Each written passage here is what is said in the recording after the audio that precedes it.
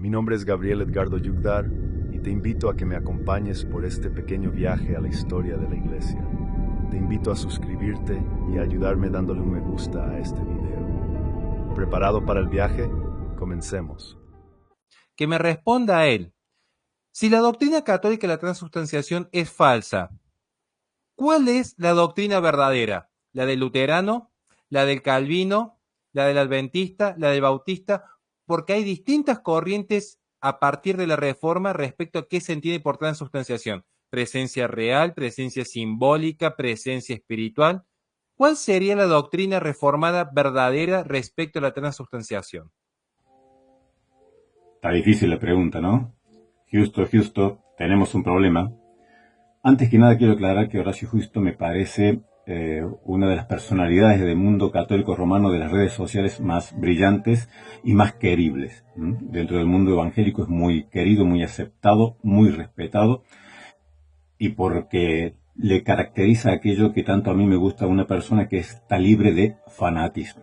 Y si está libre de fanatismo, pues bienvenido sea. Tiene una etiqueta en la frente, así como libre de gluten, libre de lactosa, pues bueno, Horacio Justo está libre de fanatismo. Por eso me encanta, yo me siento siempre a sus pies. Yo no lo conozco personalmente, vivimos en la misma ciudad, somos paisanos, solo que yo vivo del lado de los buenos, pero yo me siento a los pies de él cuando habla de filosofía. Yo no entiendo ni papa de filosofía, y me gusta aprender de él porque tiene esa característica maravillosa que es hacer lo difícil simple y entendible. Y con él entiendo lo básico de la filosofía, pero lo explico de una manera brillante. Entonces, mi respuesta será con todo el respeto que él se merece. Obviamente, aparte no me dirigió a mí esa pregunta, pero la tomo porque me pareció muy interesante. En realidad tiene respuesta, en realidad cualquier evangélico la puede responder. Y vamos a tratar de utilizar de alguna manera un poquito de esa capacidad que él tiene para explicar lo difícil y hacerlo fácil, y vamos a ver si lo logramos. Bueno, por empezar, él dice que, claro, este es un poco también a veces como el cliché, ¿no? Los protestantes, cada uno piensa en una cosa distinta, tienen distintas interpretaciones, así que ¿cuál es la verdadera? ¿Quién tiene la verdad? ¿La tienen los bautistas, lo tienen los pentecostales, los tienen los presbiterianos, los metodistas, los anglicanos? Bueno, en el término de la Eucaristía, y específicamente en la cuestión de la transubstanciación, que nosotros no creemos en esta doctrina, si me preguntas cuál es la verdad, yo te diré como evangélico, pues verdad es lo que dicen las Escrituras. Y nosotros llegamos hasta donde llega la Escritura, y donde calla la Escritura, nosotros callamos.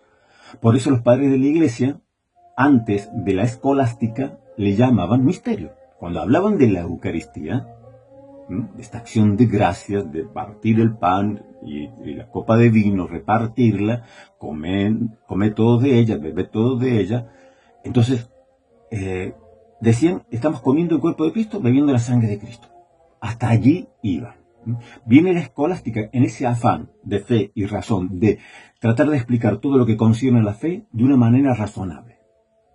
Es decir, de hallarle una explicación razonable a todas las cuestiones de fe. Claro, hay cuestiones de fe que son misterio, y que muchas veces nosotros no sabemos callar cuando la Biblia calla, es decir, cuando Dios calla, si no va más allá, no tenemos necesidad de ir más allá. Por más que yo considere y esté de acuerdo que la fe y la razón van juntas, van de la mano, pero muchas veces la fe supera, va más allá de donde puede llegar nuestra razón, porque allí está el misterio, y como tal tenemos que respetarlo. Entonces Lutero decía, se enojaba contra la escolástica, porque en ese afán de la escolástica de ponerle a todas las cuestiones una explicación racional, a veces caía en esto, es decir, en aplicarle terminología metafísica aristotélica a el tema de la Eucaristía para explicar este misterio. Y Lutero decía, no, llamemos misterio, punto, es un misterio. O sea, Lutero creía en la presencia real. Ahora, ¿cómo es eso? Pues no lo sabemos.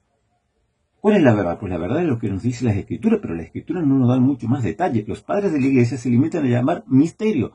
Comemos el cuerpo de Cristo, bebemos el cuerpo, la sangre de Cristo, cuando comemos del pan y cuando bebemos de la copa consagrada.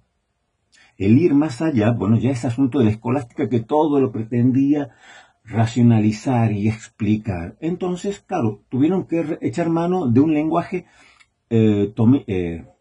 aristotélico, metafísico, la realidad última de las cosas. Es decir, cambia la sustancia, pero los accidentes, aquellos que se ven, eso no cambia, pero eso no quiere decir que el pan, aunque una vez consagrado, aunque parezca pan, tenga el tacto de pan, sepa pan, huela a pan, no, ya no es pan, es Cristo.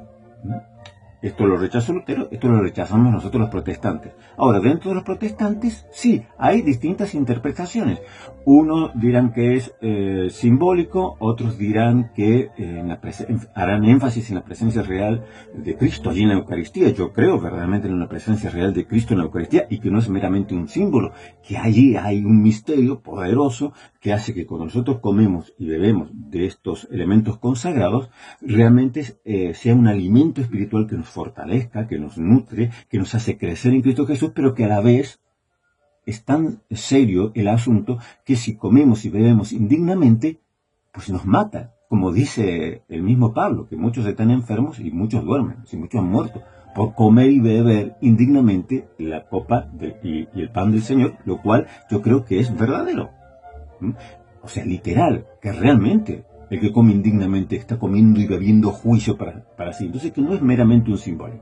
Ahora, ¿es necesario afirmar cuál es la verdad? ¿Y qué pasa si yo digo que no se trata de cuál de las dos es la verdad, sino si son válidas?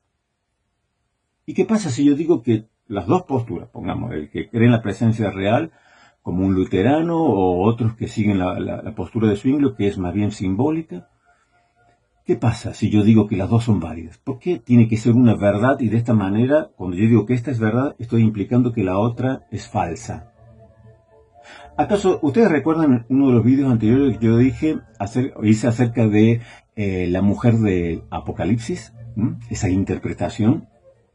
Y estuvimos viendo todos desde el punto de vista de católicos romanos, teólogos como Hugo Bani, teólogos católicos romanos, la Biblia de Straubinger, y que la mayoría, dice los dos y los otros que hemos visto, coinciden que la mayoría de los exégetas, y no estoy hablando de protestantes, porque yo todo el material que utilicé es católico romano, dice que la mayoría de los exégetas actualmente interpretan que la mujer del Apocalipsis es la Iglesia.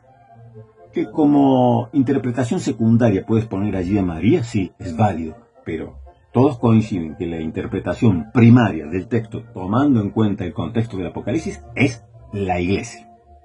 Entonces, si yo le preguntara a Houston, o le preguntara a cualquier católico romano, ¿cuál es la interpretación? Porque usted dice, unos católicos romanos dicen la Iglesia y otros católicos romanos dicen María.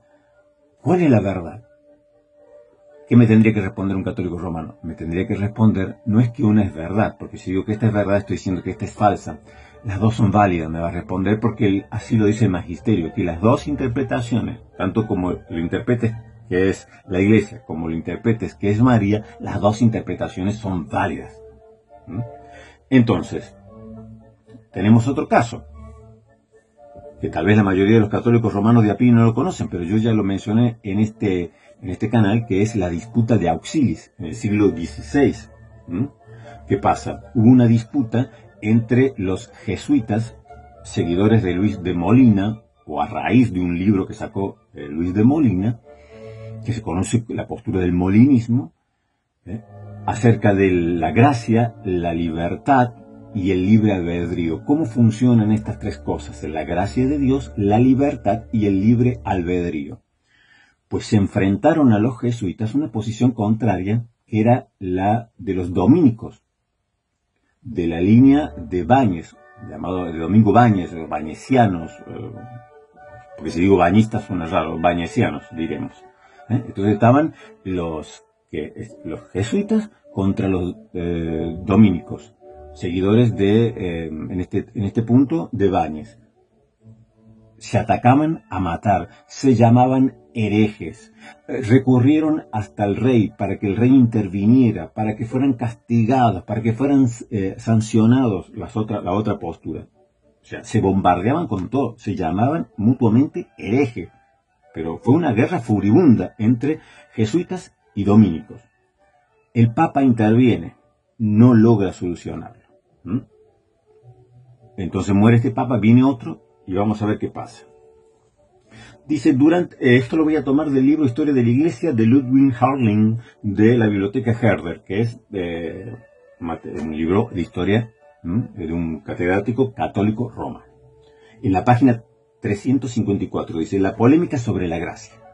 Durante el pontificado de Clemente VIII estalló entre los teólogos católicos una controversia científica que durante años apasionó los círculos eclesiásticos y también, cosa característica del tiempo, los gabinetes de los gobiernos europeos. Claro, porque recurrían, como les dije, hasta a los gobernantes para que se persiguieran unos a otros. La llamada controversia sobre la gracia. Su objeto era el dificilísimo complejo de problemas formado por la necesidad de la gracia, la predestinación divina y la libertad del albedrío humano. Después abajo dice, la controversia estalló a propósito de un libro del teólogo español Luis de Molina de la Compañía de Jesús. La solución que allí se intentaba parecía en exceso pelagiana a los dominicos, mientras que a la inversa los jesuitas encontraban que al combatir a Molina, aquellos se acercaban demasiado a los calvinistas. Es decir, los jesuitas acusaban de calvinistas a los bañesianos y los bañesianos acusaban de pelagianos a los jesuitas.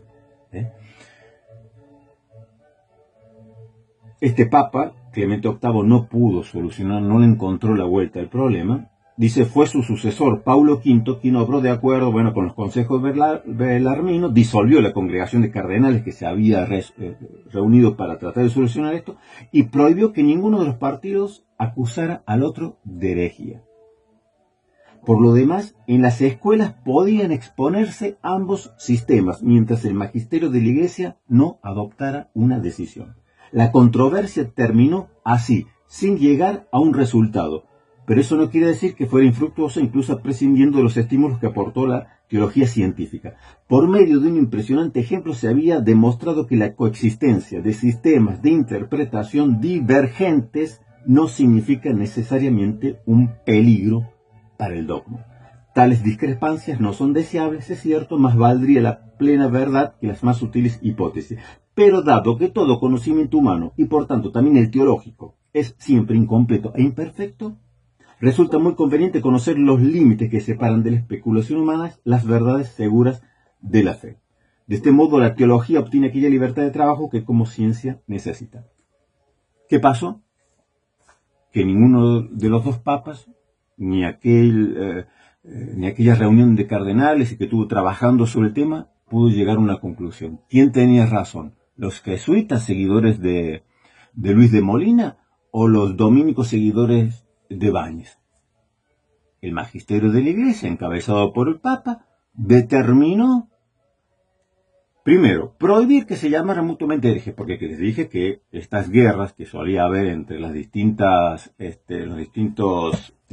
órdenes dentro de la Iglesia Católica Romana, ustedes saben que eran bien gordas, bien furibundas, ¿no? A veces los franciscanos contra los dominicos contra los jesuitas, se decían de todo, se trataban de herejes, se mataban entre ellos. Bueno, el Papa interviene, primero prohibiendo que se llamen herejes unos a otros, y después diciendo que las dos posturas son válidas, diciendo que las dos se pueden enseñar en las escuelas, en las universidades, y así quedó la cuestión, la disputa de auxilios. Hoy los que son más bien tomistas, yo supongo que Justo me parece que es tomista, así que estará más de acuerdo con la postura de Báñez, pero los jesuitas están más de acuerdo generalmente con la postura de Molina. Y los dos sistemas de interpretación que no pudieron llegar a un acuerdo, los dos coexisten y los dos son permitidos por la Iglesia, los dos son válidos. Entonces yo le pregunto a Justo, a ver, suponiendo que él sea tomista, ¿cuál de estos dos sistemas te parece que es la verdad? Claro, él en su foro íntimo dirá, yo estoy convencido que esta línea de Báñez es la correcta, pero él no me puede decir que esa es la verdad, porque al decirme que es la verdad me está diciendo que es falso el otro sistema, el de Luis de Molina. Pero el sistema de Luis de Molina también fue validado por la Iglesia. Lo que él me tiene que decir, los dos sistemas son válidos. Yo me inclino personalmente, adopto personalmente, me inclino y me parece correcto, el más ajustado teológicamente, la postura de Ibáñez. Y yo, si le preguntara a un jesuita, me diría, para mí, los dos son válidos. Siempre tienen que decir los dos son válidos, porque por el magisterio de la Iglesia Católica Romana, los dos sistemas de interpretación son válidos y deben coexistir. Luego cada uno puede decidir si se adhiere a esta interpretación o a la otra interpretación. No puede decir, el mío es verdadero y el otro es falso. Los dos son válidos. Simplemente yo adopto esto. Entonces, ¿será que la Iglesia Católica Romana es la única que puede validar más de una opción? Es decir, permitir que coexistan dentro de sí dos sistemas de interpretación distintos y hasta, diríamos, opuestos. Porque el tema de la disputa de auxiliis es lo mismo que pasa entre los protestantes. Sería algo así como calvinistas y arminianos. Es lo que pasaba. Los molinistas se acercan un poquito más a la postura, digamos, arminiana. Los seguidores de Ibáñez, pues más a lo que sería el calvinismo. Se acercan, no es que sean, pero más o menos, para entender. Por eso hoy, dentro del protestantismo, coexisten tres sistemas de interpretación acerca de la gracia, la libertad y el libre albedrío humano, que son el calvinismo, el arminianismo y el molinismo, precisamente a raíz de este mismo jesuita Luis de Molina. Claro, ¿por qué yo tengo que decir cuál de estas tres interpretaciones es la verdadera? ¿No? Coexisten, así como dentro de la Iglesia Católica Romana coexisten distintas interpretaciones y son válidas, tanto si interpretas que la mujer del Apocalipsis es María o como si interpretas que es la Iglesia, así también coexisten, si interpretas las dos interpretaciones, tanto la jesuita como la dominica, la bañesiana. Coexisten, son válidas las dos. ¿Acaso los protestantes no podemos hacer lo mismo? Si a mí me preguntas, ¿cuál es la verdad? A ver, yo soy arminiano, todos saben, los que siguen este canal, yo soy arminiano. Yo no puedo abrazar la doctrina calvinista. Yo soy arminiano, wesleyano, convencido. Pero yo no puedo decir, esta es la verdad. Ahora, sacando los fanáticos, claro, hay fanáticos que te dirán que el calvinismo es el evangelio, pero son fanáticos, lo de fuera, fanáticos. Yo estoy hablando de personas con dos dedos de frente, protestantes o evangélicos con dos dedos de frente que dejan a un lado el fanatismo. O sea, yo abrazo el arminianismo o el wesleyanismo. Yo abrazo esta postura. Pero yo digo, las tres posturas son válidas. Solo que a mí me parece más bíblica, más ajustada a la escritura, la postura arminiana. Pero la de los calvinistas es válida, porque si no yo lo estaría mandando al infierno diciendo, no es verdad, es una falsedad, es falsa. Entonces, ¿qué? ¿Son herejes? ¿Y los molinistas que son herejes? Pues no, las tres posturas son válidas. Y no tenemos por qué llamarnos herejes unos a otros. Simplemente, si las tres son válidas, yo abrazo esto. Por ejemplo, el tema del bautismo. Oye, ustedes, los protestantes, a ver, ¿quién tiene la verdad? ¿Los bautistas que no bautizan niños o los presbiterianos, los metodistas que bautizan niños? No se trata de quién tiene la verdad. Se trata de que las dos posturas son válidas. Yo personalmente acepto las dos posturas en cuanto al bautismo. Tanto considero válida el pálido bautismo como el credo bautismo. Son válidas. Las dos posturas son válidas. ¿O acaso habré de invalidar? Yo me inclino personalmente, si me dices, bueno, ¿tú cuál prefieres? Y yo prefiero la postura credo bautista. Prefiero. Porque las dos son válidas. Pero me inclino por esta. Pero ¿qué voy a decir? Que esta es la verdadera y la otra es falsa. Es decir, le estoy negando la validez del bautismo a todos los presbiterianos, la validez del bautismo a todos los metodistas, la validez del bautismo a todos los luteranos. Pues no, las dos posturas son válidas. Yo puedo adoptar una de estas. Es lo que hace la Iglesia Católica Romana. O sea, que no nos miren con extrañeza. Ustedes tienen cada uno en interpretación. Ustedes también tienen sistemas de interpretación distintos. Lo dice aquí. Coexisten dentro de la Iglesia Católica Romana dos sistemas de interpretación distintos en cuanto a la disputa de auxilio, en cuanto a la libertad, la gracia y el libre albedrío. Dos sistemas. No se pusieron de acuerdo, pues los dos conviven. Los dos son válidos. Tú puedes optar por uno o optar por el otro. No puedes llamar hereje al otro. Porque las dos posturas son válidas. Pues no, dentro del protestantismo, es lo que pasa, yo entiendo. Justo, a veces, ese coro de ángeles que a veces les rodea, ¿no? que siempre está deformando la enseñanza protestante, siempre haciendo un monstruo de la doctrina protestante. Entonces, no se trata aquí de que cuál es la verdad.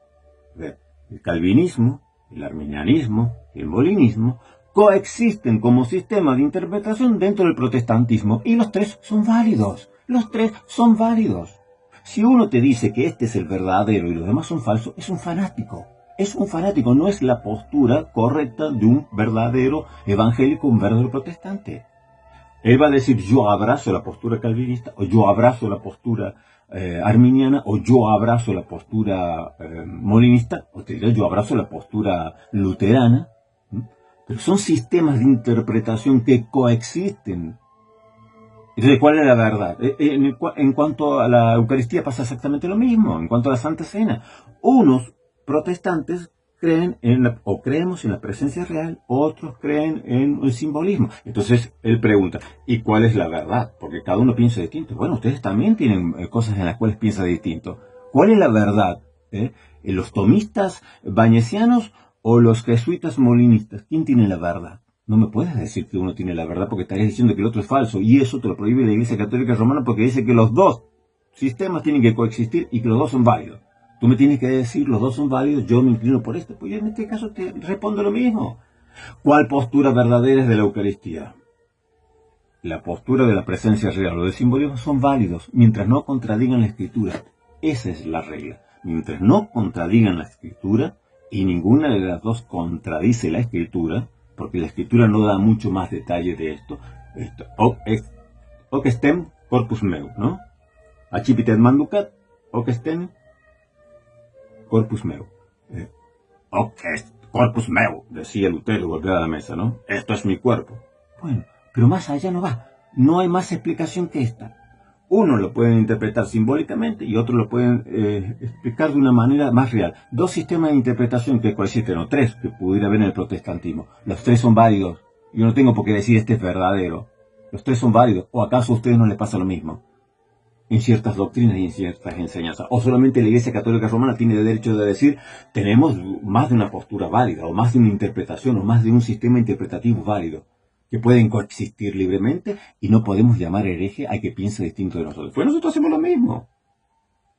¿Cuáles son válidas? Mientras no vayan contra la Escritura, son válidas. Entonces, si me preguntas a mí cuál postura es verdadera, no, son válidas. Las dos o tres posturas que haya dentro del protestantismo acerca de la Eucaristía, acerca de la Santa Cena, son válidas, mientras no contradigan a la Escritura. Y ninguno puede llamar hereje al otro porque piensa distinto. No puede. Porque son sistemas interpretativos que coexisten mientras no contradigan a la Escritura. Ustedes, teniendo papa, teniendo un sistema piramidal, teniendo un magisterio vivo del papa y los obispos en comunión con él, no pudieron resolver el tema de la gracia, la predestinación y el libre albedrío humano. No pudieron resolverlo, tuvo que decir el papa, se acabó, no hay más pelea, los dos sistemas son válidos, ego te absolvo, peccati tuo. Vía. Pues nosotros hacemos lo mismo, o no tenemos derecho de hacer lo mismo. No, es que dentro del protestantismo, a ver, ¿quién tiene la verdad? ¿Cuál es la iglesia verdadera? No, es que no entienden entonces lo que es el protestantismo. Yo los comprendo, les pasa esto. Tanto hacer un monstruo el protestantismo que a la vez, cuando quieren hablar en serio ya no les sale, ya no pueden pensar. Están pensando en función de ese monstruo que han creado, no del auténtico protestantismo. Dentro del protestantismo coexisten sistemas interpretativos distintos que mientras no contradigan la Escritura son válidos, igualmente válidos. Tanto la postura de los bautistas, de los pentecostales y de todos aquellos que se niegan a bautizar niños. Hay pentecostales que bautizan niños, como pentecostales metodistas o metodistas pentecostales. Y están los otros que bautizan niños. ¿Cuál de las dos es la verdadera? Las dos, mijo, las dos, porque las dos son válidas. Las dos son válidas. Mientras no contradigan a la Escritura y no la contradicen, ninguna de las dos posturas contradice la Biblia, los dos sistemas interpretativos son válidos. Tanto el pálido bautismo como el credo bautismo. Coexisten, son válidos. Ni él es hereje por hacer una cosa, ni yo soy hereje por hacer la otra. dentro del tema de la Santa Cena. ¿Cuál es la verdad? No, la verdad es la que está en la Escritura. Y hasta donde llegamos nosotros. Más allá no especulamos. Ahora, el problema lo tenéis vosotros con la Eucaristía. En ese lenguaje metafísico, aristotélico, filosófico y escolástico. Porque si tú me dices, mira, en mi sistema interpretativo, el pan, en realidad, después de la consagración, lo que cambia es la sustancia, la realidad última de las cosas, pero los accidentes permanecen. Yo te diría, hasta bueno, porque es lógico, porque es razonable, porque, a ver, la explicación de la transubstanciación es razonable, o sea, usando la filosofía, la metafísica, lo que quiera, es una explicación razonable. Pero tiene un problema. Es la consecuencia final. ¿A dónde te lleva eso? Pues te lleva a adorar la galleta. Y ese es el problema. Ese es el problema por el cual nosotros no podemos aceptar. Yo puedo aceptar como válido, pues, el que piensa que es un simbolismo, el que piensa que es una presencia real. Hay distintos grados que piensan en una presencia real de una manera u otra. Bueno, mientras no contradigan la Biblia que no va más allá, pues podemos hasta ahí llegar. Ahora, en esa especulación filosófica, metafísica, aristotélica, que la escolástica lleva hasta el extremo para tratar de explicar, sí o sí, Lutero dice no se puede explicar, los escolásticos decían sí, se puede explicar, es esto. El problema de la transubstanciación es que te lleva, en última instancia, a adorar una galleta. Y ahí está el problema, para mí, verdadero de idolatría, no en las imágenes.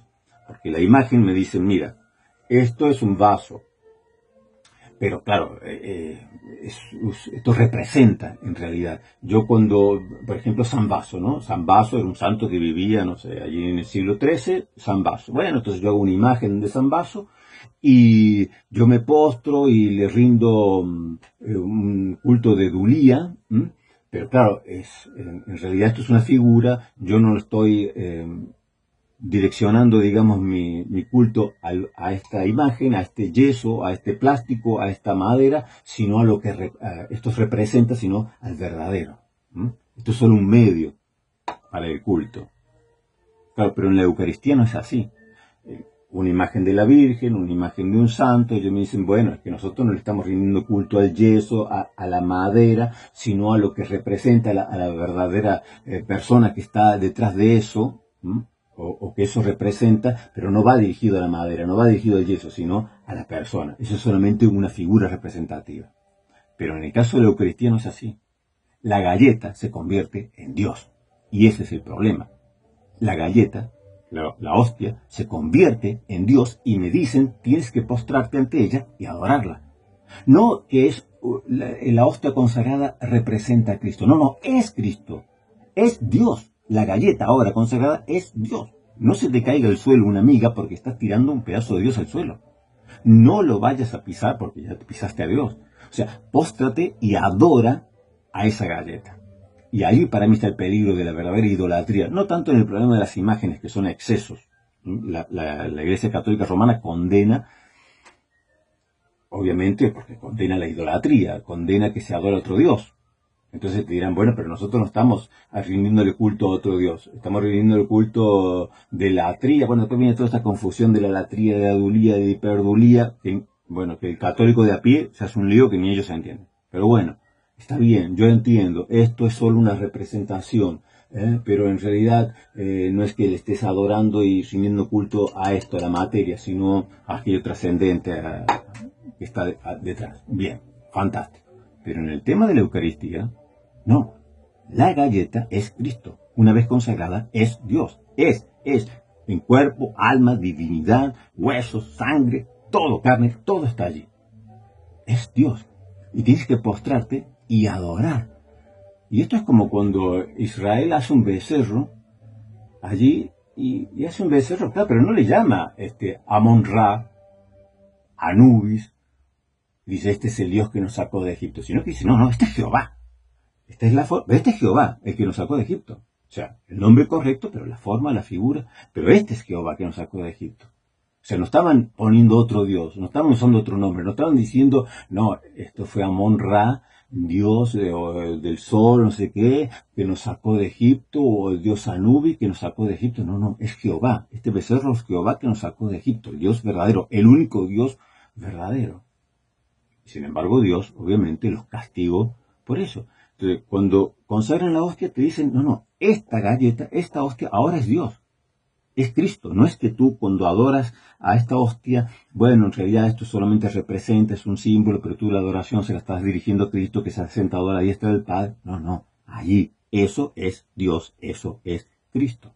Entonces, eso es lo que nosotros no podemos aceptar, porque eso, para nosotros, contradice la Escritura. Si la transubstanciación fuese simplemente una explicación racional, intentando de una forma racional explicar un suceso que forma parte del misterio, bueno, yo te lo entendería. Pero el problema es que la consecuencia última de la transubstanciación es que me lleva a adorar a una galleta. Esa galleta consagrada, no, no, es Cristo. No representa a Cristo, es Cristo. Mi adoración va allí porque es Cristo. Y punto. Tienes que postrarte y tienes que adorarla. Ahí estamos en un problema, hijo. Ahí está el problema. El problema no lo tenemos nosotros los protestantes porque unos creen en la presencia real y otros creen que es más bien un símbolo.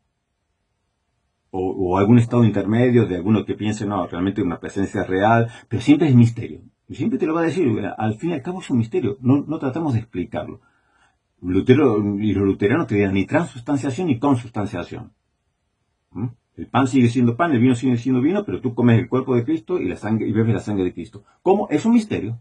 No tenemos por qué explicarlo porque los misterios son misterios. Punto. Como hacían los padres de la iglesia, que no lo explicaban.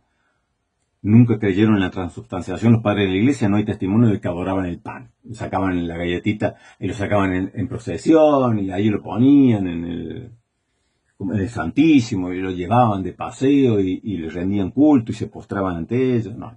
No hay testimonio de eso en los padres de la iglesia. Misterio. Entonces el problema lo tiene el que cree en la transubstanciación porque la consecuencia final es que te lleva a adorar una galleta. Te lleva a adorar algo material. No es la representación sensible, como les digo, yo aquí le rindo culto a San Baso. Bueno, esto es una representación sensible de una realidad insensible, de una realidad más bien, claro, que no se puede tocar ni ver con nuestros ojos naturales, con esta mano. Entonces nosotros hacemos por tener una representación, porque nos ayude en la oración. Entonces, en realidad yo no estoy pidiendo a este vaso, sino a San Baso, el auténtico. Pero en la hostia, no, consagrada, esa hostia se convierte verdaderamente en Dios, verdadero Dios. Está allí, cuerpo, alma, sangre, huesos, divinidad, todo en esa galleta. Y yo tengo que adorarla, rendirle culto a ella, porque ahí está Cristo. Es Cristo, esa galleta es Cristo. Pero es pan, sabe a pan, huele a pan, tiene el tacto del pan. No, pero es Cristo, es Cristo. Ese es el peligro para mí real de la verdadera idolatría. No una imagen, es yeso, sí, pero no es María en realidad. María está en los cielos.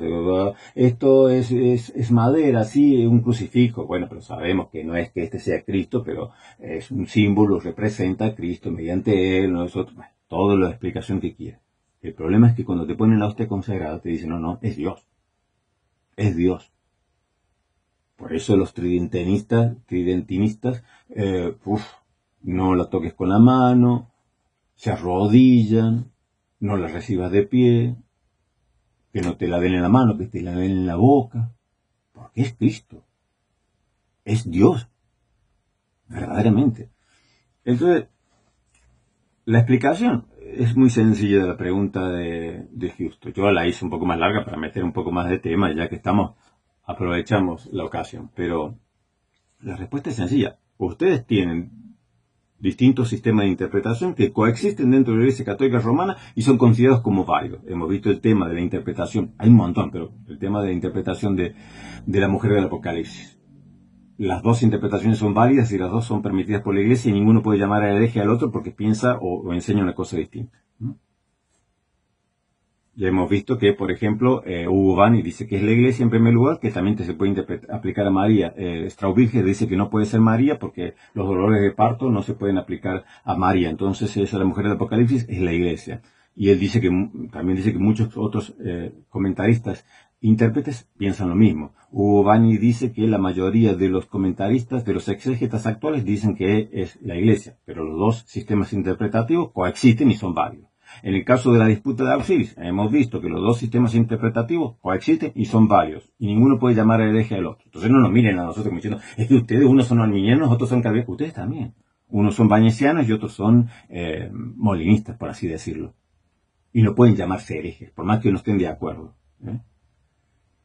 Porque los dos sistemas son válidos y coexisten. Entonces dentro del protestantismo, pues también pasa lo mismo. Hay arminianos, luteranos, calvinistas, molinistas, sistemas interpretativos que coexisten y que son válidos.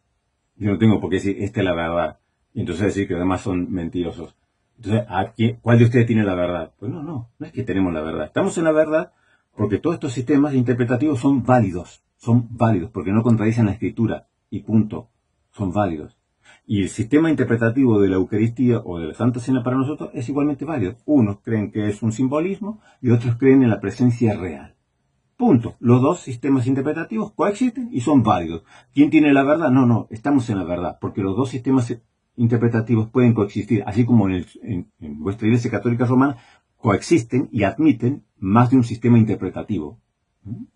Y los dos se pueden enseñar, y los dos uno puede creer uno y otro puede creer otro sistema, y sin embargo no puedes llamar hereje al otro, que piensa distinto que tú, porque dentro de la Iglesia Católica Romana hay sistemas de interpretación divergentes o distintos o contrapuestos. Y sin embargo, los dos son posibles o válidos.